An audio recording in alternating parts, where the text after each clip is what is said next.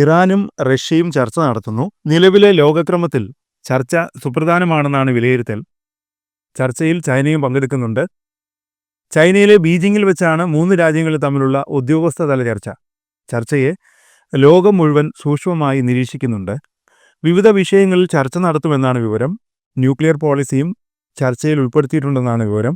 ഏറെ നിർണായകമാണ് ഈ 3 രാജ്യങ്ങൾ തമ്മിലുള്ള കൂട്ടുകെട്ടും ചർച്ചയും. 3 രാജ്യങ്ങളും യുഎസിനെതിരായി നിലപാട് സ്വീകരിക്കുന്നവരാണ്. അതുകൊണ്ട് തന്നെ യുഎസിന് ഈ ചർച്ച പ്രാധാന്യമുള്ളതാണ്. റഷ്യയോട് ട്രംപ് അടുക്കാൻ ശ്രമിക്കുന്ന സാഹചര്യത്തിൽ പ്രത്യേകിച്ചു. ഇറാനെ കൂടെ കൂട്ടാനുള്ള ശ്രമം ട്രംപ് നടത്തിയിരുന്നു. ന്യൂക്ലിയർ പോളിസിയുമായി ബന്ധപ്പെട്ട് ചർച്ചയ്ക്ക് തയ്യാറാണെന്ന് ട്രംപ് ഇറാനെ അറിയിച്ചിരുന്നു.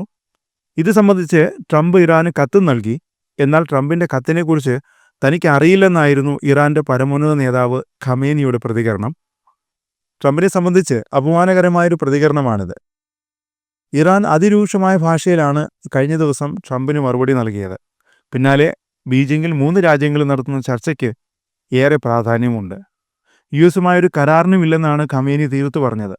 ഇറാൻ കരാറുമായി മുന്നോട്ടു പോയില്ലെങ്കിൽ സൈനിക നീക്കത്തിന് പോലും മടിക്കില്ലെന്ന ട്രംപിന്റെ ഭീഷണിയോടും ഖമേനി പ്രതികരിച്ചു.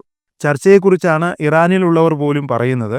എന്തുകൊണ്ടാണ് ഇറാൻ ചർച്ചയുമായി മുന്നോട്ടു പോകാൻ ആഗ്രഹിക്കുന്നത്? എന്നെ സംബന്ധിച്ചിടത്തോളം ട്രംപുമായുള്ള ഒരു ചർച്ച വഞ്ചനയാണ്. അത് ലോകത്തിന്റെ പൊതു അഭിപ്രായത്തിനെതിരാണ്. യുഎസ് ചർച്ചയ്ക്ക് തയ്യാറാണ്, സമാധാനത്തിനും സംഘർഷം ഒഴിവാക്കുന്നതിന് തയ്യാറാണെന്നാണ് പറയുന്നത്. എന്നാൽ ഇറാൻ അത്തരമൊരു ചർച്ചയ്ക്ക് തയ്യാറല്ല, ഖമേനി പ്രഖ്യാപിച്ചു. പിന്നാലെ ട്രംപിന്റെ ഏറ്റവും വലിയ എതിരാളിയുമായി ചർച്ച നടത്തി നയം വ്യക്തമാക്കുകയും ചെയ്തു ഇറാൻ. ഡീലിനായി ഇറാനെ യുഎസ് സമ്മർദ്ദം ചെലുത്തുമ്പോൾ യുഎസിന്റെ ആവശ്യം തള്ളിക്കളയുകയാണ് ഇറാൻ. ഒരാളിൽ നിന്നും അഭിപ്രായം സ്വീകരിക്കുകയോ ഉത്തരവ് അനുസരിക്കുകയോ ചെയ്യില്ലെന്നാണ് ഇറാന്റെ മുതിർന്ന ഉദ്യോഗസ്ഥൻ VP മുഹമ്മദ് റാസ ആരിഫ് വ്യക്തമാക്കിയത്.